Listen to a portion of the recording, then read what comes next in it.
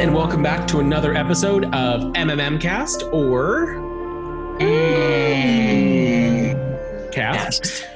Thank you again for joining us for another episode of Rime of the Frostmaiden, as we're getting deeper into the stories of 10 Towns. Who would like to give me a recap of our last episode, which shouldn't be difficult because it was only a few days ago? I'll take a crack at it. So we all started on the tavern again, talked to Hlyn, and met up with three dwarves who had lost a shipment of ingots near Kelvin's Cairn. After talking with them for a while, we got the job from them. We took a jaunt out that way. We got trapped in a blizzard for a little bit, but thanks to, I think it was Jake's fantastic survival rolls, we managed to get out of there. Then we met, we found an embankment where we found the dead body of one of the dwarves, which we recovered, and then followed the tracks to find some goblins who were in the process of taking the iron ingots. We attempted to stop them, but then wound up in a battle with them against, there was 10 of them, plus a weird wood tower contraption, siege engine looking thing that was guided by 2 polar bears. We took them down, and then I lit the goblins, not the polar bears. Yeah, sorry. We took the goblins down. Did light the wooden structure on fire, so we had to save the polar bears. We did manage to save them, and some people got hurt, but we managed to get out alive, get back to town with the ingots and the dwarven body, and now the dwarves are indebted to us, kind of. Not really, and but we got paid. Oh yeah, we got paid. We got money.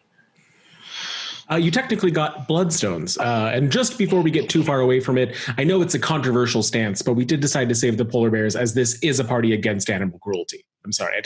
I know we're going to lose viewers over that, but I wanted to put it out there. Brave. I did not intentionally harm any polar bears I'm making in this video. All right. So as you said, you got each paid a bloodstone worth 50 gold pieces. So now you all do have a little bit more change in your pocket. And after having gone home for the night to rest, we will start, as we nearly always started so far, in a tavern on Brinchander, as our very own Tempest begins her shift for the day. Aww. Your now regular, having been there 4 days in a row at this point, Hlyn sitting at the bar, continuing to drown her boredom. In all honesty, we probably should wait until the end of her shift to go on adventures, because then Tormund won't be so upset with us all the time. Yeah. I feel like a lot of time we talk about stuff. We don't always go right then, do we? We talk for a while. We eat. She preps the food for the day and gets everything clean in order. And then Tormund, she sets it up to autopilot, and Tormund just makes sure nothing goes wrong, right? Someday in a future episode, we'll see if the owners agree with you. You know what? Wishful thinking. If Helena keeps bringing in that sweet, sweet silver piece a week. And I would just like to point out, Hlyn spent a lot of money that first night. Yeah, Hlyn spends She does tip money. well, yes. You're Helena, here again? Oh, go ahead. Sorry, do me a favor and just roll a D6. This is going to determine whether I'm off or not. Four. Over the last 3 days, Hlyn has so far tipped you 4 gold pieces. With money to burn. All right. So instead of you're here again, hey, you're here again. So good to see you. You've been rude to her. She doesn't seem. She's got a thick skin. She's a battered old dwarf. So. You haven't gotten sick of this crap ale? Have you been to any of the other bars in Brinchander? Nothing better out there.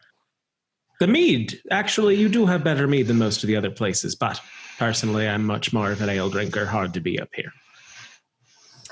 I mean, I'm not picky, but it's pretty bad. But people want it, so we give it to them. And speaking of pretty bad, I'll have another round with a couple of eggs, please. Okay, I go to get that. What are the rest of you doing this morning? I'm eating whatever it is that Tempest put in front of me as far as breakfast goes on my brother discount, which is free. Little do you know she pays out of pocket at the end of every shift for it. That's why it's a brother's discount, Jake. And then I sleight of hand it out of your pocket at night. It's cool. It works out. It's a game we play. I'm probably strolling into the bar, taking my normal seat at the bar and ordering breakfast. One small cup of meat to get the day started, but nothing excessive. And I'll go over some readings in the morning while I eat. Definitely book in front of me and food to the side. There's a priority here. But so over the course of your breakfast, I kind of come up to you and kind of like do this a little and then walk away like several times, just so you know. Oh. I'll stumble in the bar at this point and see that our resident cleric is at the bar, not eating his food, and I'll stumble over towards him. Every time one of you enters the bar, the door almost always flies right out of your hand with the wind from the outside and slams against the wood. They actually have a post there to catch it to make it not go too far, but the winter wind just blasts each of you before somebody can finally close the door and return it to the warmth of the many hearths blazing. Good morning, Finnick. How do you be this fine merry morning? Fine. What are you reading? Just some works from some old friends of mine. They're it's about tier. I don't know if you're around. Please speak your god to me. That's fine this morning, and I'll sleight of hand his breakfast into my mouth.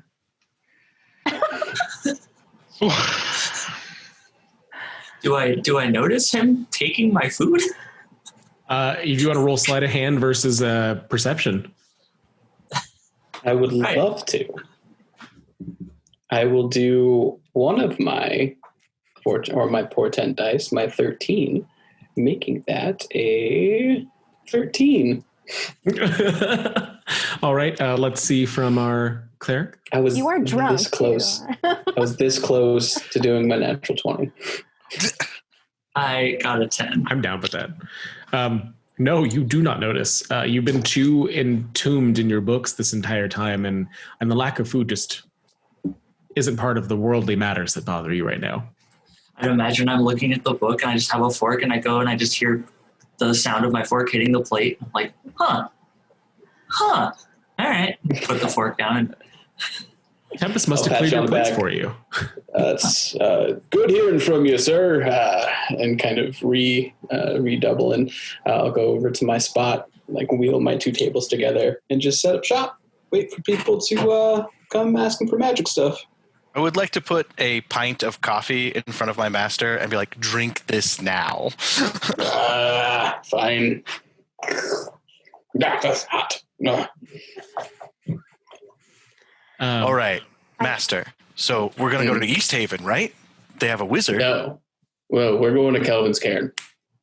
No, we have to go to Kelvin's Cairn. You want to go to a mountain in the middle of nowhere? Yes, we have to go to Kelvin's Cairn, my boy.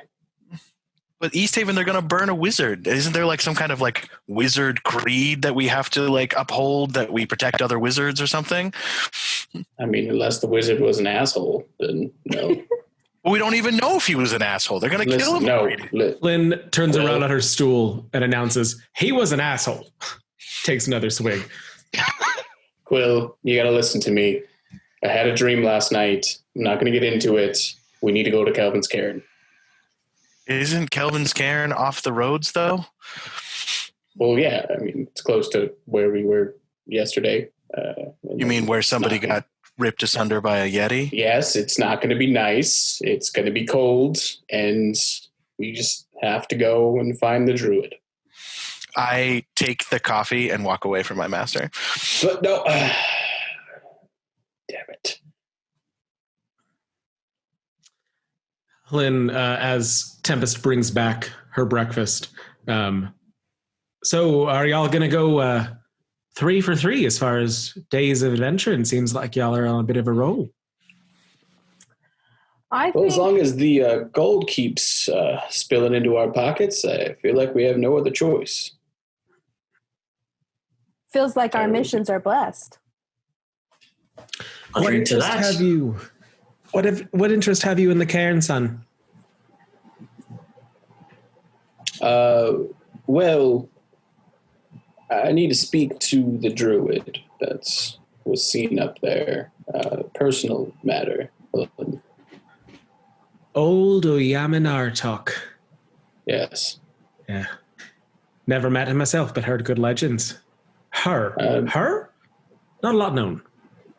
Well, I met them once, but they were a bear at the time, so I don't really know the gender. Either way, that's where I'm headed. How did you know it was a druid if they were a bear? Well, I heard people talk about it afterwards. Just give me my coffee back. God damn it. You did hear that the last group to go up there never came back. That's part of what the rumors have been about. Somebody gone a little bit too long. Well, my master is hell-bent on killing us all, so instead of going after a wizard and learning magical secrets, we're going to go run around in the snow and find a polar bear that may or may not be a person. Parties with a death wish get things done, and I've always said myself. Of course you do. Either way, it's a learning adventure. Sorry, raise my book. We're ready to learn. Hey, Finnick, can I have your eggs? I don't have eggs. Oh, I meant Altus. Altus, can I have your eggs? No, I'm in the middle of... I must have finished them already. Yeah, you must have. I walk up and bring Altus more eggs, as maybe I saw the sleight of hand incident. And okay, I put them down and like, just say it, God. Altus, thank you for yesterday. You saved my life again. And I walk away. Oh, Tempest, thank you. Thank you for being such a wonderful travel companion and letting me make my space here. I put a hand on Altus's shoulders like, you're making this really awkward for her. Stop. Yep, I don't hear anything at all. I eat my embarrassment in the form of eggs. Just bring her like a dead rabbit or something later. She'll really like that. Yeah, a dead rabbit. I guess I could warm up to that some. I'll ask you later about it, okay? Okay. If it's any help, we can choose a rabbit that murdered another rabbit or something, like one that needs justice brought to him or something. That's the most considerate thing you've said in a week. Thank you. That was your 20%. I'm walking away now. You're stupid.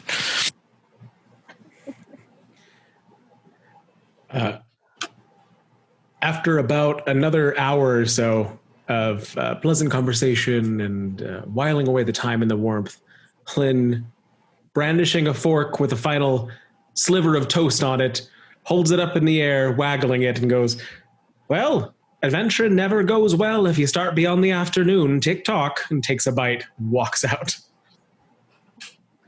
Is she coming with us? She calls back through the door. They set out from Targos, last I heard, and slams it behind her. So we're going to Targos? And I would walk in at that point, probably. I put eggs in front of you, as I knew you were coming. Oh, hey. Breakfast, thanks. How's everyone doing this morning? We're all ready to leave, so if you want to, like, I don't know, gulp those down and, like, unhinge your jaw or whatever. So I unhinge my jaw and dump the plate and then put the plate back down.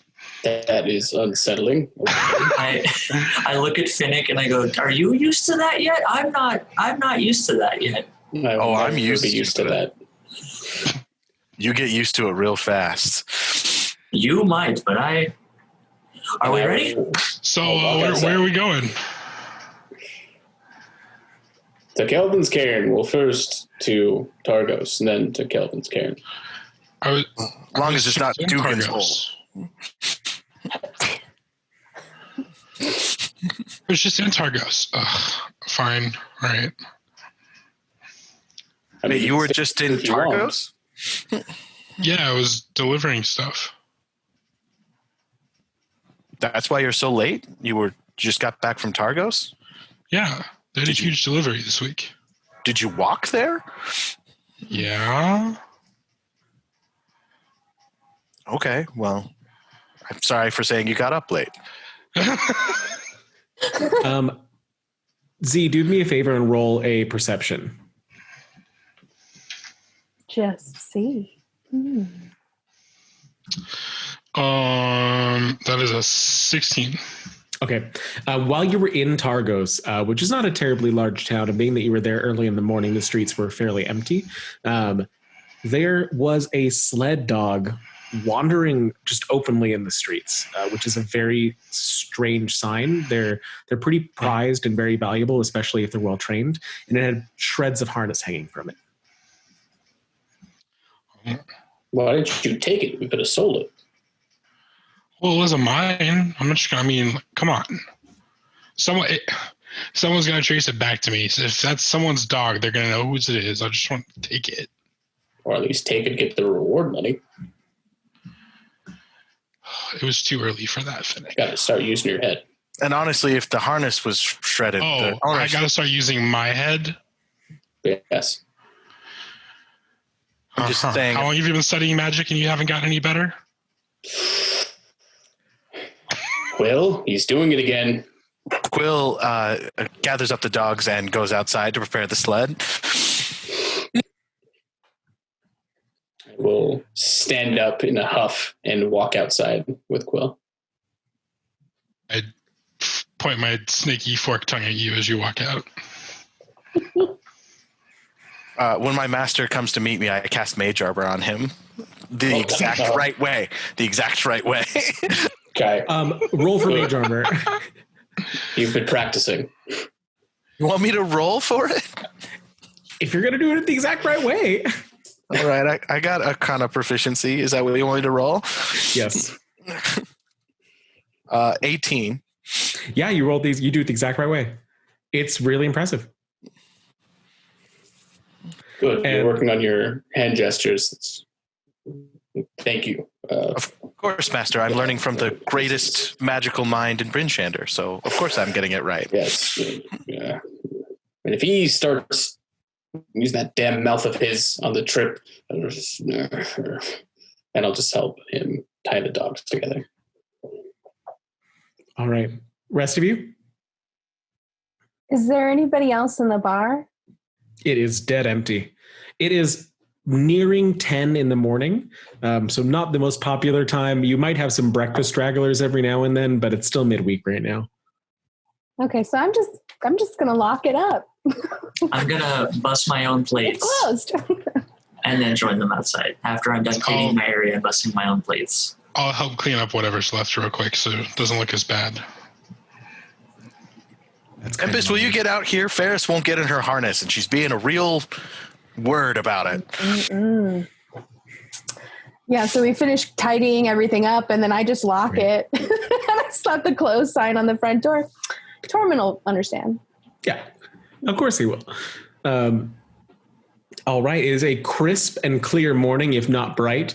As I said, it was approaching 10 o'clock, so we are during the twilight hours as you set out from Bryn Shander to, I assume, Targos, across this short trip over cleared road, tundra on either side as far as the eye can see, aside from the form of Kelvin's Cairn looming to your northeast. During the trip, I'm sorry, just during the trip, I want to get Z with Mage Armor as well. So excellent. And I assume that you're going to take the short rest. and let somebody else pilot to get the spells back, or?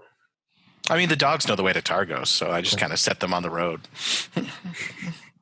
Is anybody watching to make sure they stay on the road? No, you're good. I'll watch them.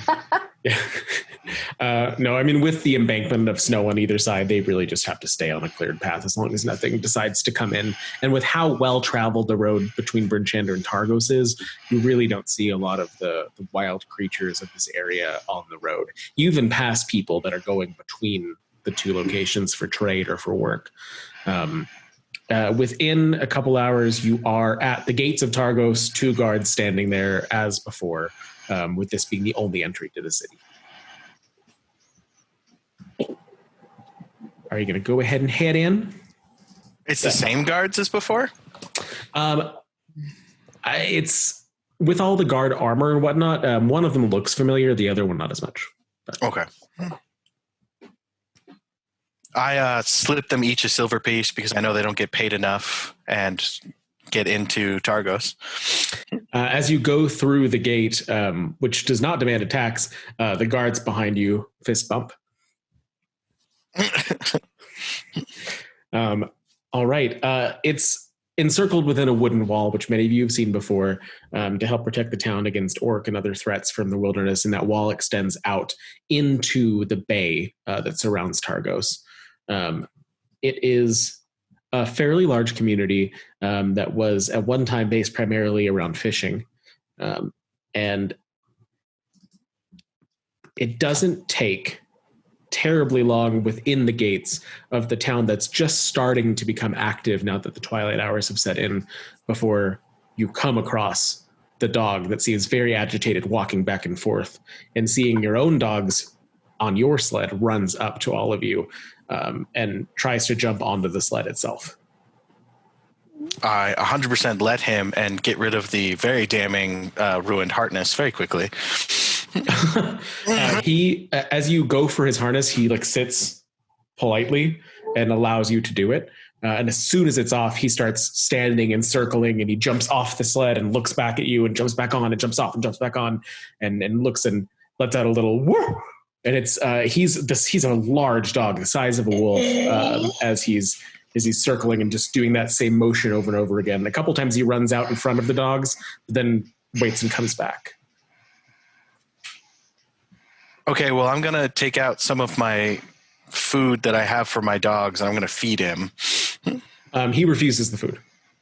Okay, I give it to He Ferris. nudges it out of your face. He nudges it out of his face and jumps off the sled again and runs forward. I think he wants us to follow him. Yeah, I get that, but he should eat. He hasn't eaten in days. Eat, and then we'll go. He has to complete his mission. He needs us to go with him. I say we go. This feels like animal cruelty, and we just said that we are not cruel to animals this morning. So, He's trying to feed him eating meat. Standing out in front of your dogs, the dog is facing the sled now and lets out a loud bark. Ooh. Fine, Gregory. Let's go. Point, I get off the sled and I'm walking towards the dog. Okay. He does the same thing with you. Walks around you in a circle and then takes a few steps forward. I take a few steps as well. Okay. Once it's clear to him that you are going to begin following him, he starts making a very known path to him down the streets. You can tell that he's clear where he's going as he trudges through the snow, which is mostly cleared here, and down a few side streets until he leads you to the door of a small 2-story home where the chimney is lit with smoke coming out. He jumps up on the door and is pawing at it. Well, I've never met a door that I didn't like, so I'll try and open the door. As you approach the door that he's jumping and pawing at, it opens. There's warmth and the smell of coffee as a human male steps forward, and he reaches down and grabs the dog and ruffles its fur, and oh boy, it's so good to see you. Thank God. He looks at the rest of you as you approach the door. Is Garrett with all of you?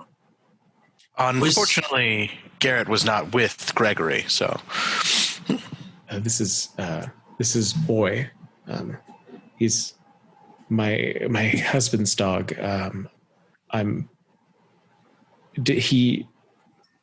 How did you all get here? The front gate. We found Boy running around with half a harness on, and he led us to your house. Inside the city, he was. He never leaves Garrett's side. That's not possible. He wouldn't go unless... They said it was taking too long, but I didn't think it was something this bad. Where was Garrett headed? No, please come inside. I'm so sorry. I didn't mean to be rude and leave you all out there in the snow. I whispered to Finnick, is this the druid that you were worried about? Because I know you can tell druids in their animal forms. No, it wasn't. Well, I mean, it could be a druid, I guess, but this isn't the one. He sets up seats for all of you at his table and pours each of you coffee in the mugs that they have available, kind of different sizes and shapes and materials, not anything in a common set. The home itself is tidy and well kept, but not a lot there. It seems that it's a pretty simple living with, you see random pieces of large wood laid in a corner with also bone and other pieces of material that are a little bit harder to identify, but are of a similar, like slate, snow rock, things like that, in the corner by the hearth, which is across from the table itself. He introduces himself as Keegan Valerne. His husband is Garrett Valerne, who was a tour leader here who led folks on expeditions throughout the 10 towns. I'm not sure exactly what happened to him a few days ago. Garrett was hired by some adventurers who wanted to go up to Kelvin's Cairn. One of them said he wanted to fight a druid and believed that was the only place to find her. And Garrett agreed to lead them as far as he could, though he didn't know where the druid was.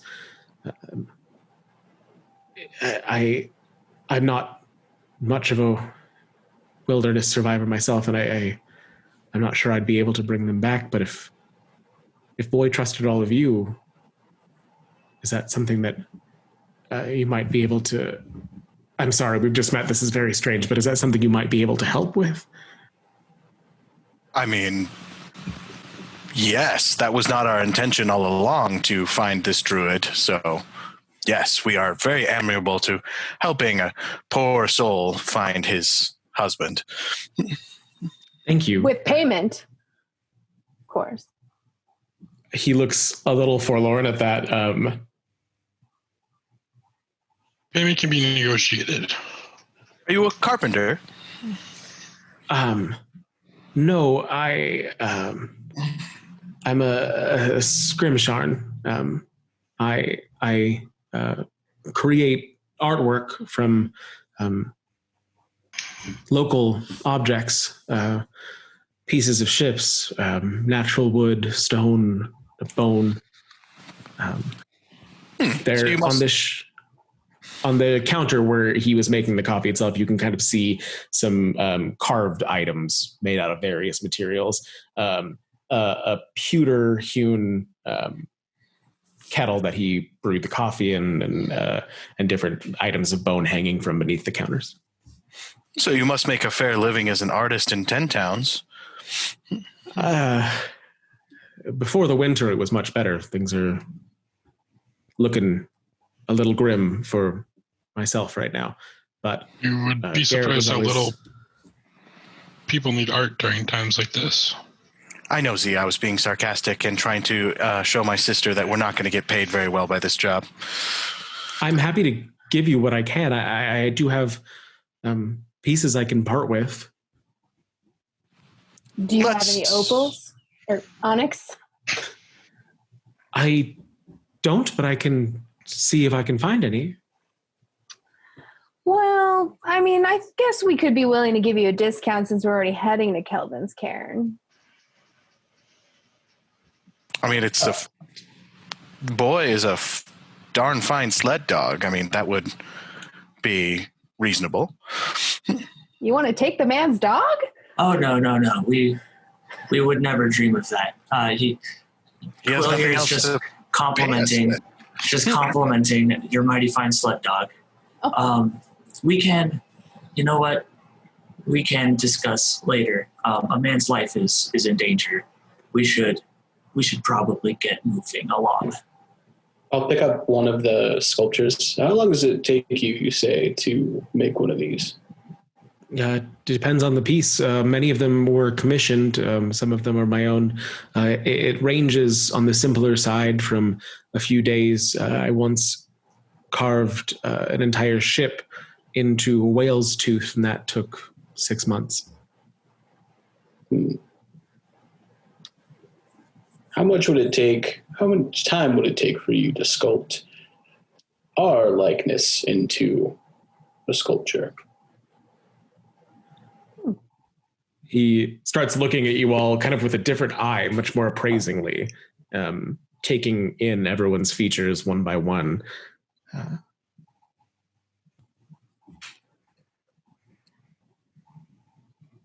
Give me 2 10-day, and I think I can make it work. Do you have a preferred material? Something blue. No, purple.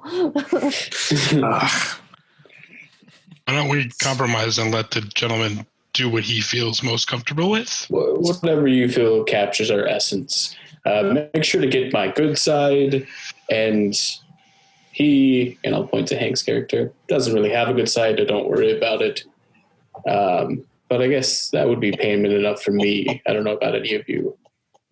Sounds quite lovely, actually. I unhinge my jaw at you and then turn away. Don't decrease the size of my horns. Make sure they look appropriate. I can make sure to focus on those. If you can find him, all the better. Yes, and the dog. We'll take the dog best as well. If The dog will be returned, though. We are only taking Boy to help locate Garrett, and then we'll bring both Garrett and Boy back. he looks down at the dog, and the dog jumps up and puts its paws on the table. I don't think he'd have it any other way. All right. They went, as far as I know, as far as they told me, they went from here down to Brinchander, and then up through Cair to Cair Koenig. I mean, I suppose you could take the tundra itself. It's something that makes me personally nervous, but I know Garrett has done it in the past. But as far as I know, he said they were taking the paths till they got to the base of the mountain. All right. You ready to be my new best friend, Gregory? I mean, Boy? The dog lets out a little bark and then walks over and rubs up against your legs back and forth. Let's get you hooked up with the others. Come on. Let's go. Let's go, Boy. All right. I'm doing my dog voice. Doing my dog voice. My dog who's next to me is like, what are you cheating on me? Who's on the camera? How dare you? All right. So where are you going? Are you taking the path through the towns, or are you going to try to make a straight shot through and I'll bring you back to the other map so you can kind of see a little bit more clearly what your options are. My thoughts are, Quill, I'd love to get your opinion on it, but since we're not sure if they actually made it all the way to Kelvin's Cairn, perhaps we should follow Boy's nose, and if he can retrace his steps. I mean, I'm of the opinion to stick to the roads. The open tundra is treacherous on the best of days. So if they were heading for Cair Koenig, I say we take the road. But if they went through the tundra, then that should be the path we retrace. When you lose something, you retrace your steps. But Keegan said specifically they went to Cair Koenig. I would be retracing somewhat.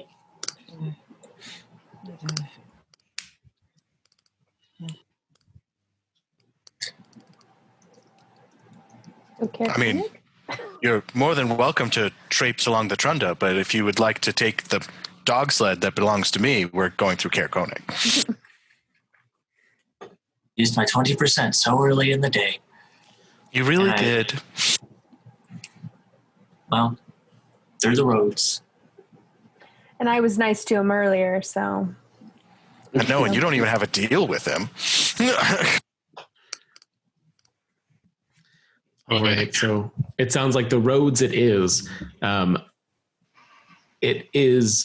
pretty short, like you had before, a 3-mile drive back to Bryn Shander. Going through the town is simple. Even now that you are in what would be the height of the day, approaching 1 o'clock, it's still mostly empty outside except for the market itself. From there, the road becomes a lot longer.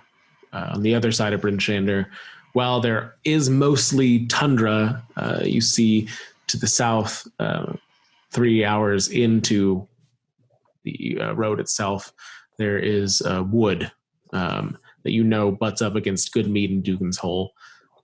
And after roughly 5 or so hours of travel, 4 or so hours of travel, you reach the crossroads that leads up to Cairn.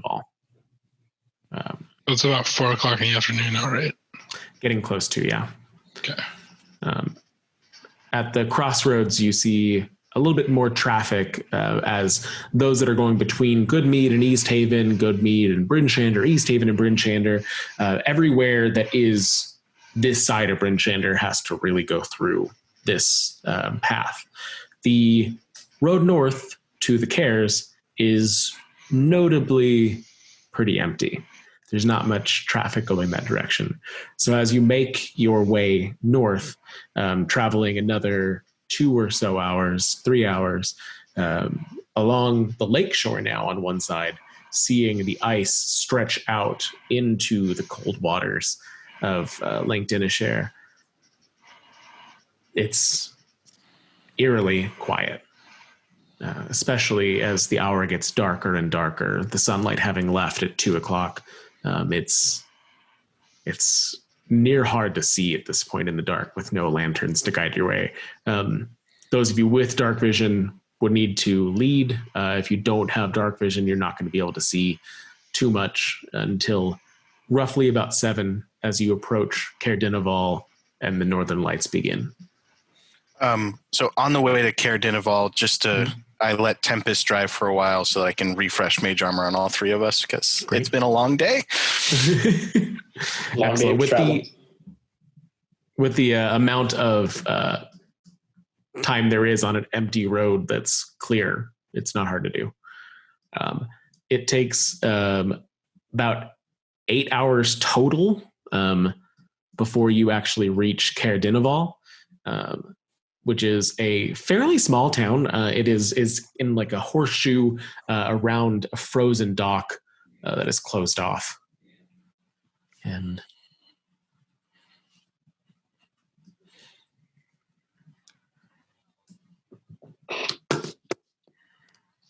as we talked before about the challenges of map switching.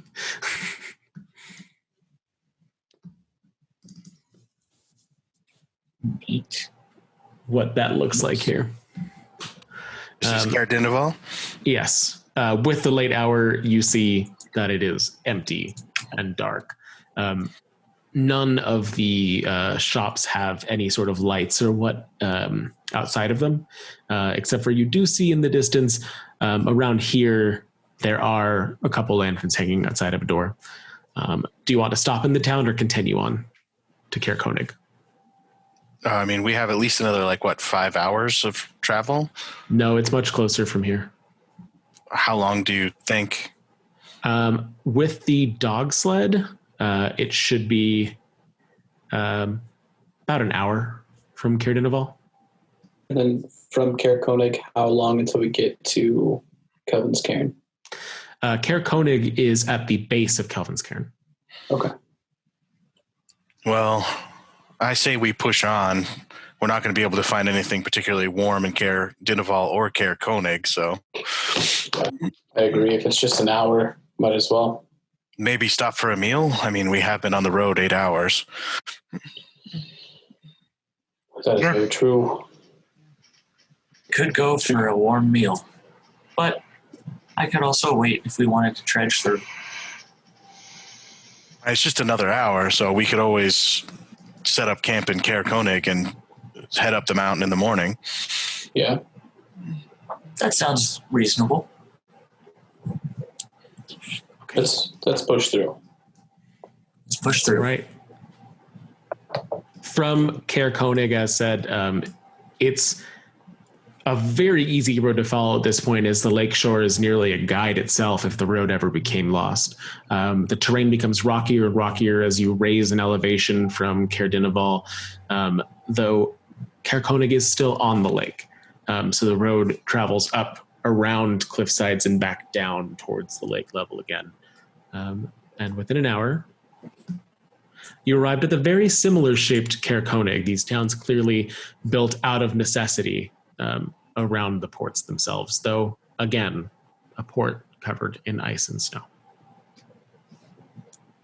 Well, definitely looking for an inn/tavern. Okay. Approaching the town from the road, there is a castle up on the cliffside itself, overlooking the town, where you see some lights burning, as well as on the other side of the road from where you enter, hook, line, and sinker. Ooh, let's go there. And again, with a single light burning. Taverns have rooms, right? I'm not mistaken in that. Some do, some don't. Okay. Guess let's check if Hook, Line, and Sinker does. As you get closer to Hook, Line, and Sinker, you see that there's another set of lights burning over here. Does it look size-wise? What's bigger? They're pretty similar. The second set of lights is larger than the first. Okay. Maybe give that a shot. Yeah. We'll That go might past be- Hook, Line. Might be more promising. Okay. And I'll give you all this to see.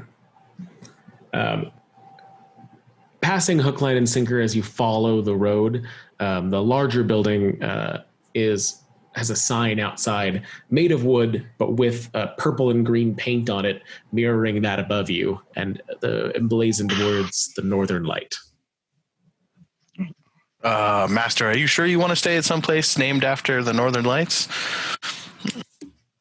Yes, that thing didn't create the Northern Lights, so I'm fine with it. Very well. Okay. We'll walk in. Okay. It's quiet at this hour as you're approaching 10 o'clock now.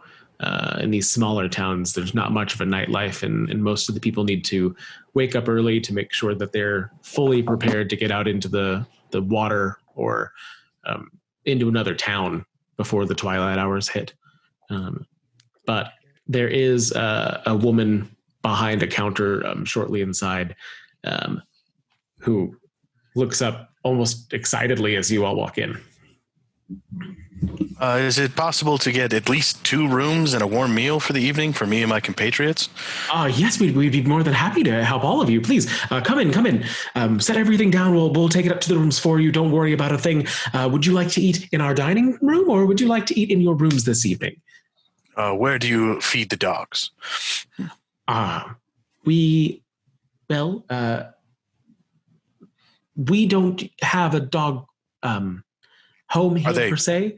Are they allowed in the dining room is what I'm asking. I apologize. Oh, yes, please, of course, yes. Then the dining room is fine. She rings a bell loudly, and another woman a little older than her walks in, stout and scowling, and opens the door tiredly to a very small, undecorated room with 4 tables and a hearth in the corner. The hearth is down to embers at this point, so the room's a little dark, but she goes and lights some lanterns on the walls to bring up the ambiance. Before we get too far into it, what's the charge going to be for 2 rooms and the meal? Oh, of course. Master, I'm sure it will be a reasonable rate. Where there are only guests. It would be 1 gold piece per room per night, if that's acceptable. That would include your meal. And food for the hounds as well, or is that extra? Well, usually we charge a silver piece per hound, but you're our only clientele presently. So consider it a deal and come back and see us again. How about I give you a gold piece and you treat my hounds like kings? The other woman who was much colder when you walked in immediately rushes into the kitchen excitedly. I think that would be fantastic. Thank you so much. I'll give the lady 2 gold pieces, 1 for a room, 1 for my dogs. And you're all staying in a single room? Me, Z, and my sister will take a room. The rest of my compatriots could probably figure out their own living situation. All right. I will also take a room, but a little short on the gold. Any discount you could give for us being your only compatriots? I give the woman a gold piece for my master as well. I'll cover his room. Thank you. I appreciate that. And then are the 2 of you staying together then? No, I'll take my own room. I appreciate the room and the meal for this evening, and I'll pay my gold piece. Fantastic. We went from no rooms taken at all to only 2 rooms left in one evening. I really, really do appreciate this. I am Allie. If you need anything else, my sister in the kitchen there is Corey. Our other sister's sleeping right now, so I wouldn't want to wake her up. But I do appreciate this. Please let me take your things. I'll bring them up to the rooms, and then here's keys for each of you. And she passes each of you an iron key. Tempest, they have 2 rooms left. Would you like to have some personal lady time? I just slapped down another gold piece. Start walking up the stairs. Tempest, we still need to eat. Even more Tempest. excited. I'll take my food in my room. I will have Corey bring it up immediately. And she rushes into the kitchen to help her sister. So, tell us the news of Cairn. Well, it's a fairly quiet place. Not much happens here. We've had some break-ins and what lately, but I don't know if that's really news. The city lord's supposed to be taking care of it, and I have faith that he'll do something eventually. So, just the wealthy homes, or? Oh, well, there aren't wealthy homes here. Even the castle itself at this point is mostly empty, aside from ruins. I kind of push away my half-finished dinner, and I run up to Tempest's room, like without much talking. I apologize if I upset your friend. Oh no, he does. Fine. He does that. We don't even really know what he's thinking most of the time. How's trade up here? Well, with the port iced in and the ferry from East Haven no longer running, we don't really have much trade. It's mostly just survival at this point. The inn always has ale, luckily, so which keeps most of the citizens happy. Aside from those that have lost their wares or belongings, we're unfortunately fairly sure that it's the dwarves from up on the Cairn itself, having as tough a winter as the rest of us. Mm. That's at least what the footprints appear to be. The city lord patrols every night, but has taken to drink, not to speak ill of our leader, but. So you're saying that the dwarves have taken to robbing the citizens of Cairn? Oh, well, I'm sorry, I should say it's just a theory. We've never seen one, but there are tracks that appear to be dwarven, and they all lead north. And there's nothing really north of here. So that seems to be the only explanation we've come across at this point. Things are definitely missing. Yes, they've taken bread, ale. We've lost some mugs. Luckily, nothing large. It always seems like they're tearing things apart, but only minor things are gone.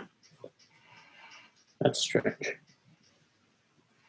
Well, did you see another party come through here a few days ago? 3, 4 strong, maybe, going up to Kelvin's Cairn? Oh, yes, just 2 days ago, I believe. They stopped, I think, at Frozen Far Expeditions before here. I was told that they were sent to us as they arrived late, quite like yourselves, actually. There was a human, a Goliath man, a tiefling woman, and a halfling. They didn't say very much. By chance get their names, did you? I know that the man was Garrett. The rest didn't speak. He paid and took care of the rooms. I believe he was their guide. They were planning to take the care yesterday. Well, the food looks amazing. Thank you for your hospitality. We'll be getting into it now. Oh, thank you. Of course, yes. And she kind of lights up at the compliment. As Finnick is asking about the travelers from a few days ago and is complimenting the food, I would like to sleight of hand something from his plate. Give me a roll.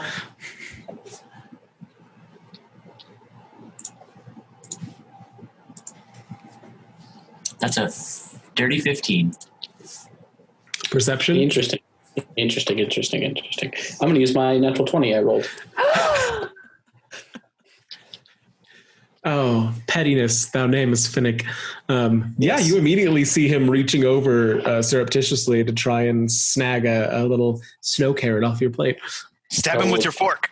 I will take my fork and I will smack him over the top of his head.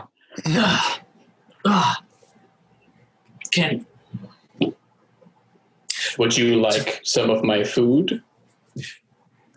I turn. So you said Garrett was the main, was the guide? Yes, I believe so. Yes. The others were all very distinctive as we don't have many travelers. We see the Goliaths pass through, but they never stay here. But yes, he was the only one whose name I got. Thank you. Can I have another round of drinks for us? And I'll give her another gold piece. Oh, yes, of course. And she's just kind of beyond happy at this point. We haven't seen this much come through all season. I am afraid to say we appreciate this. And she goes back and she brings out what looks like a dusty old bottle that's clearly something nicer that she's been saving. And opens it and sets it on the table for all of you. It is chilled, as everything here is chilled. And what might have I just ordered? This is one of the ales that we actually had brought up from Neverwinter. We had an entire case of them at one point, and these have been here for roughly 20 years before I was one of the patrons of the inn here. But we saved them for special occasions. Oh, the Neverwinter ale. The Never Out ale, as it once was. Thank you. Thank you so much. Yes, of course. She start pouring glasses, making sure to save 2 servings for Quill and Tempest. Excellent. She quietly bows and goes to join her sister in the kitchen.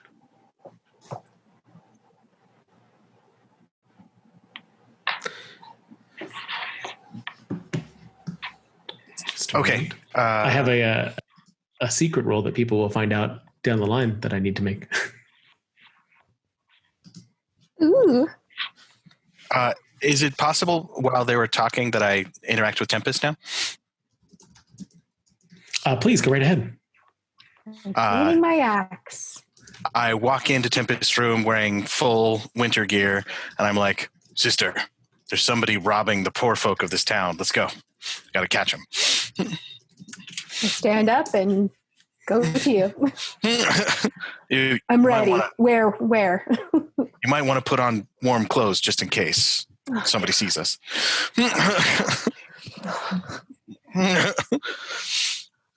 And then we head out into the night to try and catch ourselves a bandit. Excellent. Do you get to like the main? What are the rest? I'm willing to climb out the window. I am glowing because I used my portent dice so well, because there's definitely nothing else going on tonight. We're going right to sleep, so I probably don't need that natural 20. And enjoying my meal in this fine ale that is many, many years old.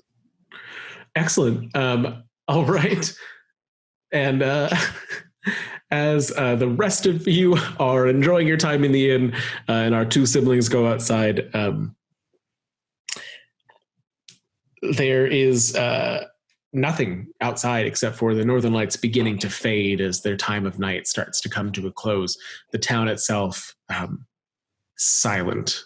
No wind, just the heavy, settled cold around you. As the lanterns at the inn, you see a barkeep come out and snuff the 2 candles and go back inside. Now the only light coming from the windows of the tavern. Roll perception. Me and Tempest? Mm-hmm. Okay. 16. 18. Okay, both of you notice that conspicuously there is a spot for a lantern missing outside of the inn, the Northern Light. There is still like a one burning next to the door, but it appears that there used to be a lantern hanging from the sign that is no longer there. Check for tracks. There's really nothing in the snow that you can see aside from the tracks that you made coming in. Do you want to go away from the inn and somewhere else? Yeah, we're on full sibling patrol. We're like gonna catch this burglar. You see, as you are walking towards the center of town from where you were, because the inn is towards the outskirts on the northeastern end here. Yeah. Is it okay if we stealth as opposed to just walk? Mm-hmm. Are you good with that, Helena? Yeah. Okay. Yeah, give me stealths. That is a 19 for Tranquil. Oh. Okay. 15. Okay. You are able to walk softly and steadily enough that the sound of the crunching snow beneath your feet begins to dwindle. As you reach close to the center of town, you see on a snowdrift outside of one of the residents a form just plopped on top of the snow itself, wrapped up in winter wear. Trap? Looks like it's fallen. All right, sister, you go check on him. I'll maintain watch from here. I stealth up to the form. Can I see and can I try to maneuver the body so I can see a face? Are you going to touch it to like move it? Yeah. Okay. As you grab the shoulder of the body to begin to slowly turn it over, it jostles. And you're, who goes there? Thieves? I have found you, creeping bastards. And the figure reaches up slowly and clumsily and starts to pull down the scarf that was covering its face to reveal a silver dragonborn. And as he rolls over, beneath him in the snow is an empty wine bottle, and he picks it up and brandishes it at you. Still very sloppy, but it's the weapon that he has next to him. Well, if we had overheard the conversation with Allie, we would know this to be the city lord, but I don't think either of us heard that. So are you trying to kill yourself out here? He's kind of fights to stand up and then lets out a very loud belch and goes, "Oh, sorry, you're not dwarves." Pardon my manners. I'm a bit jittery with all the thieving going on. He just drops the wine bottle in the street and it hits the snow and kind of rolls a little bit further away. Trovis, town speaker. And he reaches out to shake your hand. I shake his hand. Tempest, we're looking for thieves too. Do you have any leads? I was following them when they attacked me and I fell into the drift. There. Attacked you, huh? Yes, it's fast buggers they are. Inside? Can I do that? Go ahead. Dwarves are distinctly not fast. I'd just like to point that out. Oh, well, that's a 10, but I like the story. It's hard to tell if he's telling the truth or not, but with a 10, you can definitely tell he is drunk as a skunk. Tranquil? I move out of the shadows and say what I just said is like, dwarves are not known for their speed. Oh, you don't know our dwarves. We haven't been able to even see them at this point. Just the other night, the lantern over at the Northern Light was stolen. Dang thing was real pretty, too. Burned purple and blue. It's just gone now. Corey won't let me near, but I haven't heard the end of it from her sister. Well, if you'll excuse us, we're going to keep patrolling, see if we can't pick up their trail. Yes, thank you. Why don't you take a rest and not blunder around in the snow, making a bunch of noise? He reaches into his coat and pulls out a flask and holds it up and takes a swig. And any to keep warm? I gently push him onto the stoop that he passed out in front of. He sits back a little bit heavy. I appear to be home. Well, I think that if you're taking over the watch for the night, I'll get some rest for myself. And stands up and hobbles his way inside the house. Well, I can see why this town is getting hit. It's always sad to see such an attractive man fall so far. Ugh, he stank. How did he stink? Dragonborns don't even sweat. Like booze. I mean, that's everyone we've ever known is kind of stank of booze. Let's get moving. He doesn't drink, so that's a lie. Well, I was mostly referencing Finnick and all of our other parental figures throughout our lives. So right now, as far as the map goes, you were roughly over here. You'd made it across the town to where the speaker's house is. Behind the speaker's house is what you saw when you came in, that the fortress that is mostly crumbled. And you've been here a while, you've been around, you know that both of these towns are named for the fortresses that were set above them into the peaks themselves when they used to be just wilderness camps. But it's back to quiet now that the town speaker is inside. All right. I guess one more pass around the city and then give it a rest for the night. Sure. Standard formation. Are you just keeping an eye out? Go ahead. I'm sorry. I rolled my stealth check and it was a nat 20, so I was excited. Can't hear a dang thing. There's even a moment where Tempest is like, "Where'd you go?" Oh, you're right next to me. All right. Can I get, what was yours? 8. 8. And as louder. She cannot find you, she is crunching in the snow heavily. No. Standard formation is Tempest acts as bait while I am super stealthy. This is the plan. Now we know. Good cover. Can I get a perception from both of you as you are wandering? Better.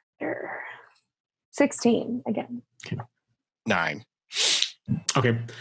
You make it all the way down to the edge of the here where you see the dock.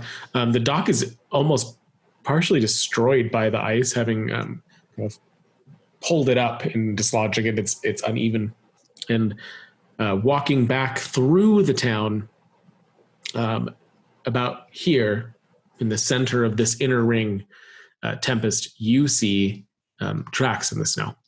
And those tracks lead north. I whistle a short little bit that is code to Tranquil and I kind of like gesture at the tracks and start following them. I stay in stealth and follow her because she's the one with survival. Okay. They are pretty easy to follow.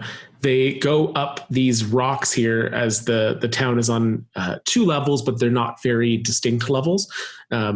You see once you get here up next to Frozen Far Expeditions that they go off north into the wilderness.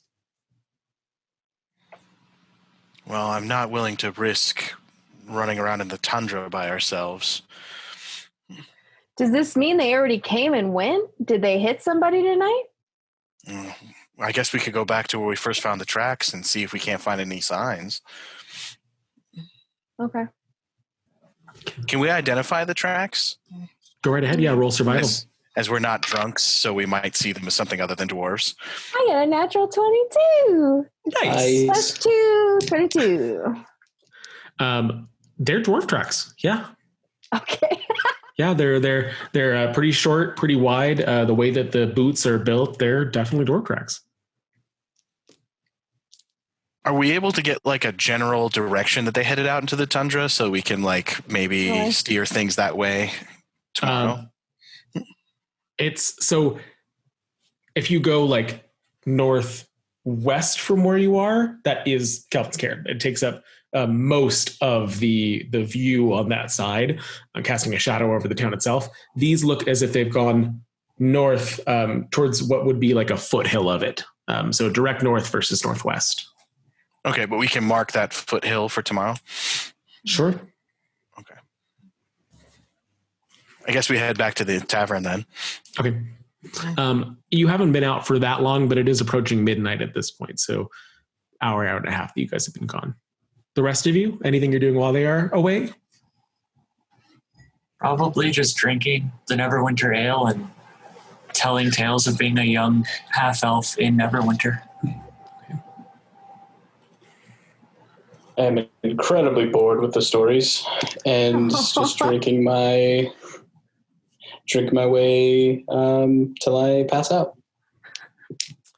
Excellent. You are give me just straight give me a con roll.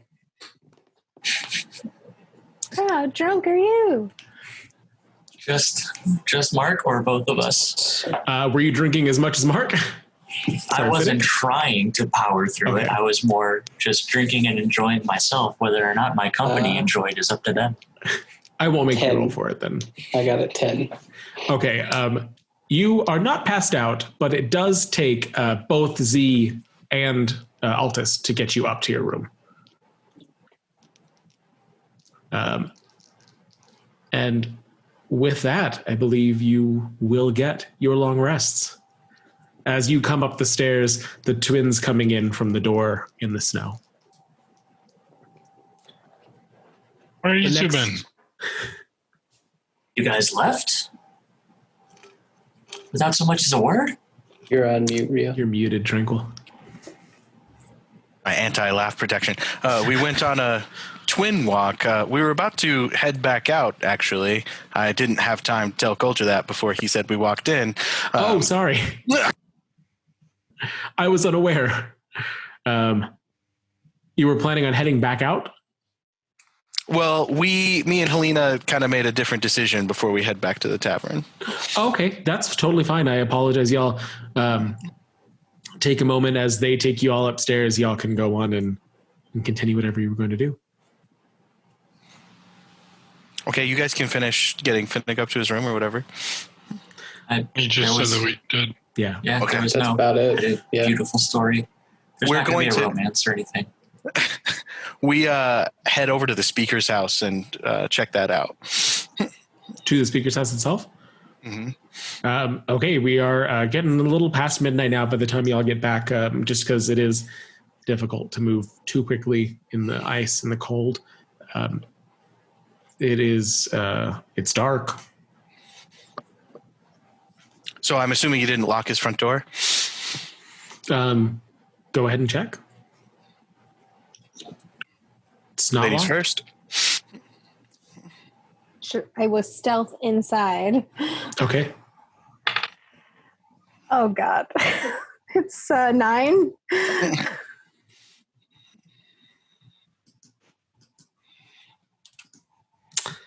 Yeah. Okay. I'm looking for valuables. You were looking for valuables? Mm-hmm. I stealth in behind her with a 16, and we split up, common formation. As you enter the speaker's house, there is just beyond kind of a mud room area where people can hang their coats, as it is a larger area, where you can have town business conducted. There is another hearth with dying embers, giving just a little bit of light to the room, and you hear the loud snoring of the speaker collapsed on a couch in that room. Drunk. So we are looking for valuables. Mm-hmm. Okay, go ahead and roll investigation.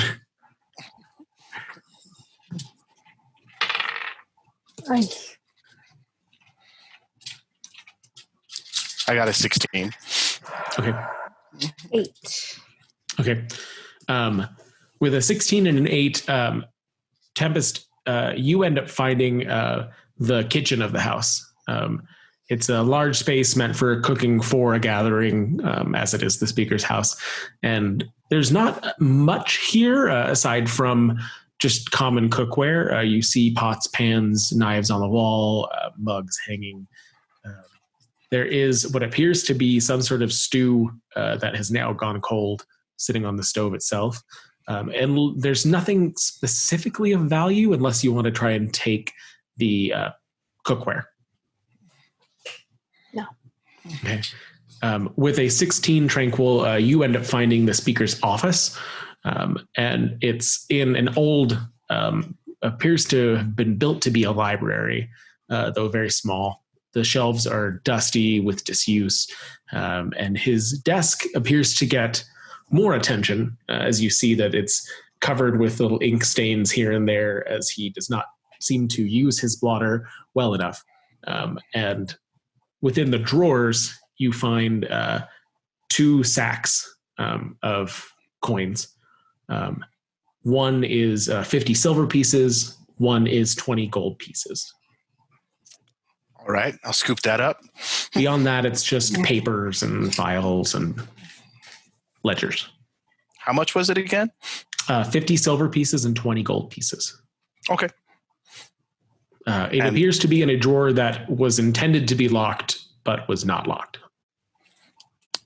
I kind of wish it was locked because I have this thieves' tools just sitting. Yes. All right. I will kind of like find my sister, gesture to her to get out, and then we'll head back to the tavern, taking a moment to cover our tracks as best as I can, or make them look more like dwarf tracks. Roll survival. He saw us outside his house. He's gonna know it was us. 10. Okay. 17 though. 17. Okay.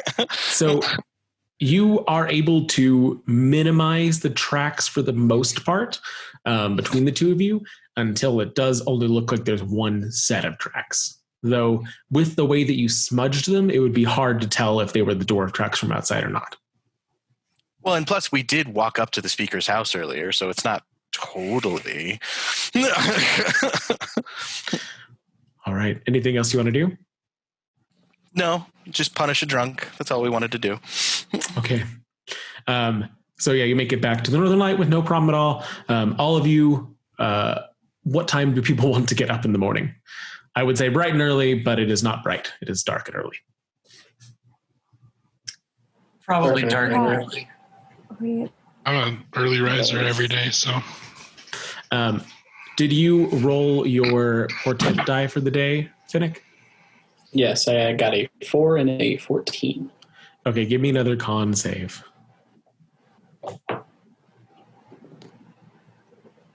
18. Okay.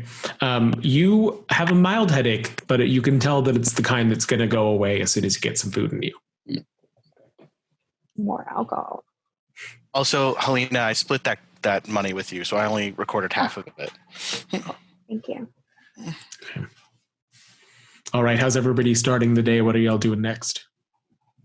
Gonna do my morning ritual, but it'll be a little out of place at the Northern Light. But I'm gonna head downstairs, get some breakfast, and one small cup of ale, and I'm gonna do some morning reading, and get some food in me. There's boisterous, happy noises from the kitchen as the two sisters talk to each other, both very excited about having income after so long. They've already set out the food for the dogs in preparation for you all coming down, and it doesn't take within a few minutes of you sitting down that they bring out a plate with eggs and sausage and toast. Corey, was it? Mm-hmm. I heard that your lantern was stolen by these thieves. She turns her head to the side and spits. Here, I give her 15 gold pieces towards replacing it.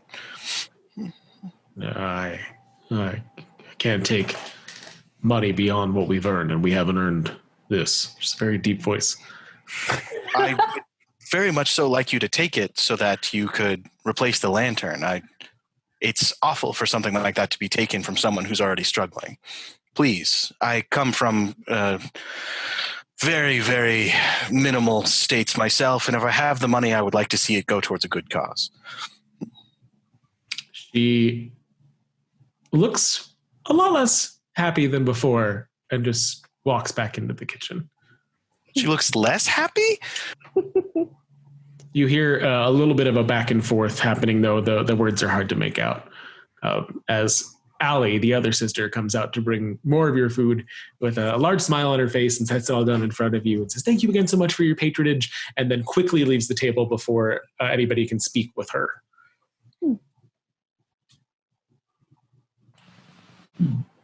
Well, mountain time?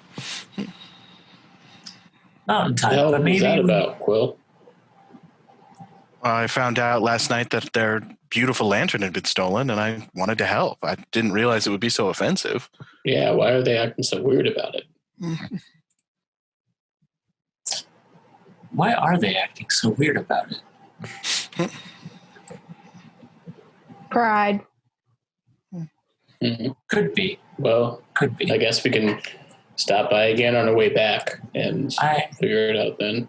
Yeah, I vote we make this place a reasonable stop if we're in the area. I do enjoy it. Boy finishes his food before the rest of the dogs and comes over and starts pawing at each of your legs one by one gently and whimpering, and then stepping up and walking and kind of leaning at the door and coming back and turning around again. I'll go hitch him up. I don't got no problems with that. Come on, boy. Seeing him go to get hitched up, the rest of the dogs immediately get up as they've finished scarping their food. All of your dogs eat generally quickly in the morning, especially unless they're pissed off about something, and go out to be set up. As I walk out of the tavern, I go, Gregory, to boy, Gregory. He turns around and just barks, and then he puts just enough strain on the harness to be like, this is the direction I want to go, without moving the wagon. Yeah, I got them all set up, so I'm just waiting on everybody else. Mm-hmm. Yeah, we'll finish up my breakfast and then pop out. I finish my breakfast and I pre-stack my plate and everything, get it nice and well, and put it forward, get up and leave. Right. For my record keeping, did she take the money or did she refuse a third time? She left it. Allie came out and like gave everybody their food and was very friendly, but like left it on the table and tried to leave before she could have it offered to her again. Okay, I'll keep it then. All right. So with your rooms paid for and everybody after a good night's sleep with another good breakfast, you are able to set off for Kelvin's cairn itself. The path from here, do you put Boy at the front of the dogs? Okay. He leads them along the path. From here, it's kind of switchbacks up the low slopes of the mountain before you actually get to what would be the main pathway itself.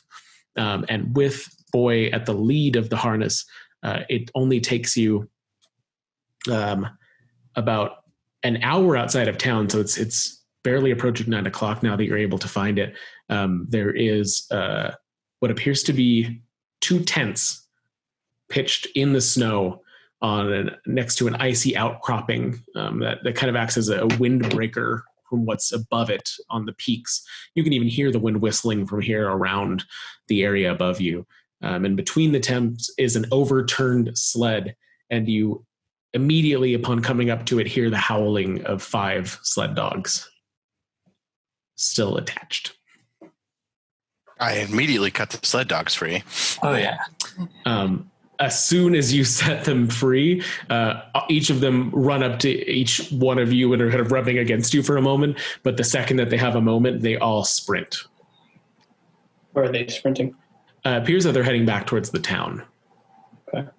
I let them go. Okay. What's in the tents? Can I check them? Sure. Can I investigate the sled that's overturned? Yeah, totally. So Give me 12. Yeah. You see the tents appear to have been left with intention to return shortly. There's still bedrolls laid out within each of them. On one half of one of them, the top of it has been collapsed in by the wind and it's only half standing. But it's clear that there were 4 people at the camp itself. All that you see, though, is some simple things that they left behind to save some weight. There's no packs or gold or anything like that. I got a 6 in my investigation roll, by the way. That's okay. This isn't something that you have to find. Okay. Underneath it, it appears that the way that the dogs have stayed alive for the few days, aside from huddling together for warmth, is that there's one crate that they were able to break open. And upon looking at the other crate, it is full of rations. So they broke into one of them and ate everything that was inside that. But the other crate is still full of what looks to be enough rations for 4 people for 3 days. Everyone, I found the food, and I pull out the crate and set it down. I'll put it on our sled. Okay. I will say how many rations is that? So 3 times 3 times 4. 36. 36, yeah. Okay. I will say you will not be able to take the sled from here on out. Yeah, we have to hoof it up. Okay. And I'm sorry, Master. What? We'll have to walk up from here. Can't you see there's no path for the sled? But what about the kids? They can stay inside the tents, but I think it's safest if they stay behind. Here's where you are at the base camp. All of your dogs staying fairly huddled with you. Boy immediately trying to start to work his way up the mountain, though you can't see any tracks. Well, it's been a few days. That makes sense. Yeah, it seems that anything would have been covered by wind at this point. Is there anything I can grab out of the tents or out of the sled that I can kind of present to Boy and see if he can sniff and get a scent or anything? He seems like he has a little bit of an idea of a starting direction, but you can give him any of the bedrolls that are in there. Finnick, do you mind grabbing something from the tent? The bedrolls if they're in there? Give Boy a little bit of an advantage to lead us? Sure, yeah. I'll go grab the biggest one, the Goliath's bedroll. There's probably more of a scent on that. Boy comes forward and sniffs it.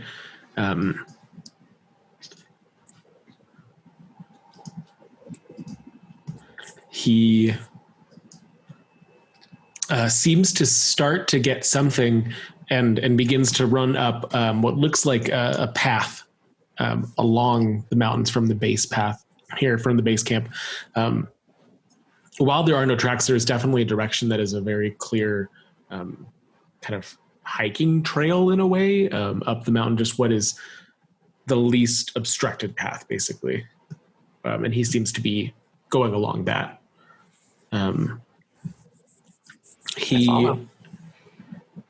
He seems very confident in his motions. Anytime he gets too far ahead of you, he runs back and barks and tries to pull you forward faster.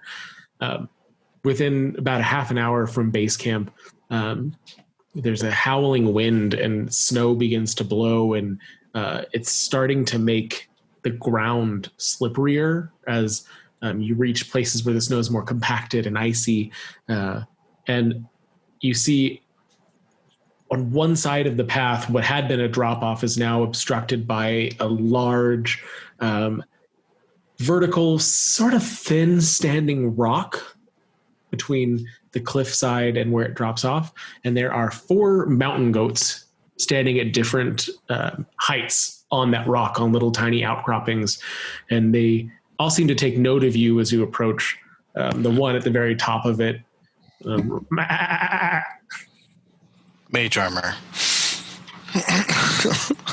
Is goat any good? Yes, it could be very good. One a little bit lower down. I attempt to bat back at it. The one that you bat at nimbly leaps up higher and over to the other side of the rock, though the other 3 are still watching.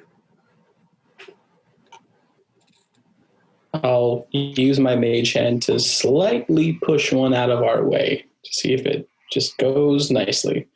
Oh, they aren't on the path itself. They're just on a rocky outcropping that comes up on the other side. So you have cliffs to your right, and then this is like another outcropping that came up. Think this is very similar to a very well-known nationwide rock formation called the Finger Rocks in Tucson up on Mount Lemon.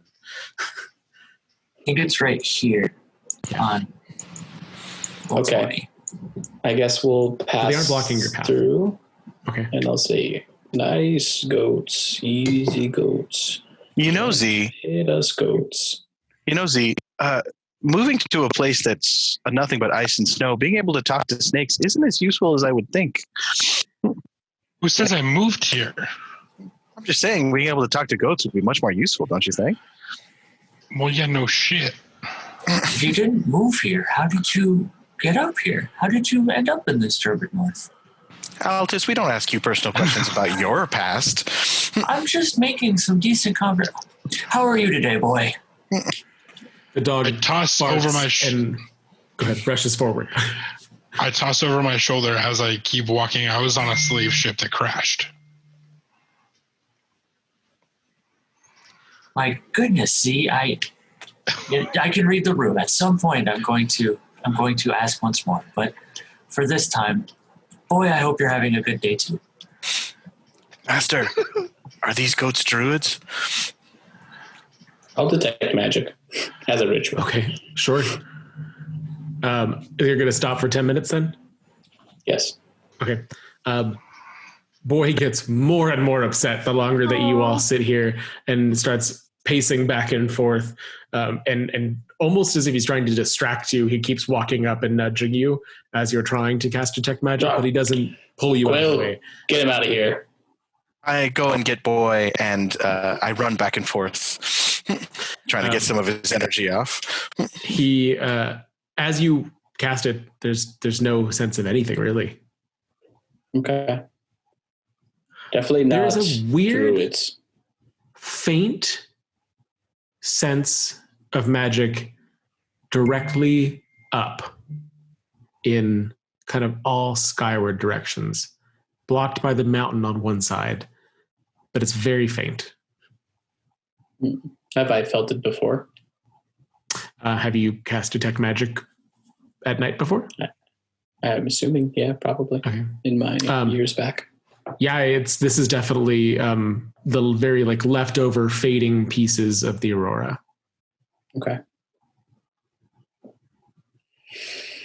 Well, nothing here. I guess let's push on. All right. Boy is very excited as soon as you begin to move forward again, passing that rock out onto more open stretches of land. And as Boy steps forward, all of you doing your best to walk carefully, roll initiative. Uh-oh.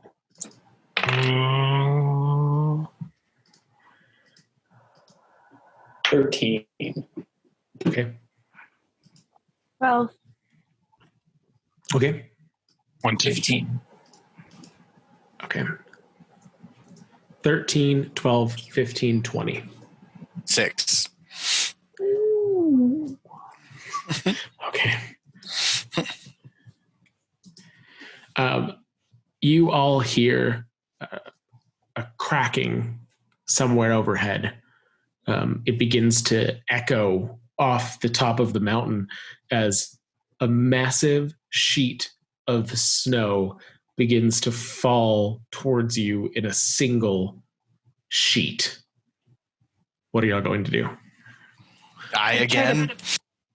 Z first. So it's coming directly down towards us. Yes, it's directly above you on the mountainside. Are there any like hollows, nooks and crannies, rocks that we can jump into, crevices? It is an open path. How far is there anything like that within reach? Nothing like if you I can ran. see. Okay. Woof. Horizontally, can we get away from the wave of it, or like? Right now, Tranquil is the furthest back in the group, based on those initiatives. So you appear to be right at the center of it. Okay, but we could run forward. You can definitely try. And get away from it? Okay. It's getting louder and louder as it approaches faster and faster. Just gonna dash then. Okay. So it's 60 feet.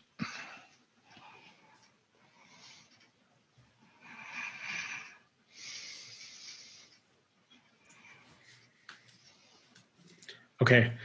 Excellent. That's going to bring us to Tempest. I'll dash too. Okay. Okay. Finnick? With their dash, are they out of range of this thing? It's hard to tell from where you're standing. This appears to be something to the extent of 200 feet wide. And how quickly is it coming? Distance is velocity is hard to tell. Okay. I will also dash 60 feet. Okay. All right, Altus. I have nothing I believe is going to be of assistance, so I think what I'm going to do is dash 60 feet. Okay. At this point in the order, Altus would see everybody else and just hive-minded, I guess. Okay. And as you get through that dash, it moves 100 feet down the crevasse, only 200 feet from you now. Tranquil. Yeah. I wish I was level 3. I'm going to dash as well, so that's 60 feet. But my dogs who are with me, they move 80 feet. So, okay.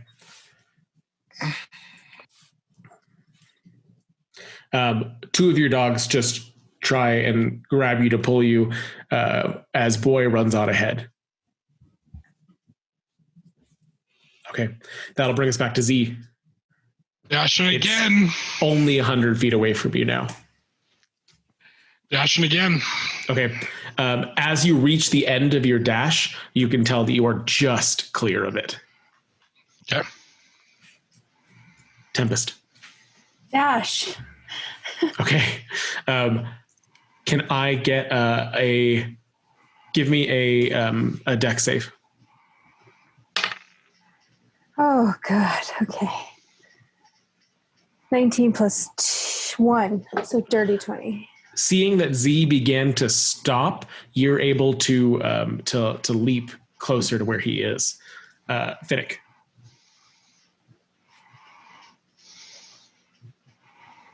How far away is Tranquil from me? Tranquil is right now about 30 feet behind you.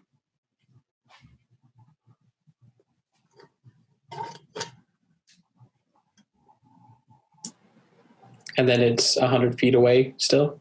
Yes. Okay. You saw at this point that it's moved 200 feet since you began running. Okay. And like logic dictates that since he was at the back of the pack, if he runs his 60, he's not going to get out of it. Yes. Okay, I will run 30 feet and hold my action. Okay. That will bring us to Altus. I'm going to dash as well. I don't know if this is going to help, or I'm going to try. I think seeing that Tranquil is at the back, I'd like to take a bonus action and cast Shield of Faith on him. Okay. And what's the range on that? 60 feet. Okay. We'll allow that then. As long as you cast it before you dash, we'll call that cool. Yeah, turns. Oh, God. Cast it and then dash. Okay. That will bring us from Altus to Tranquil. You're muted.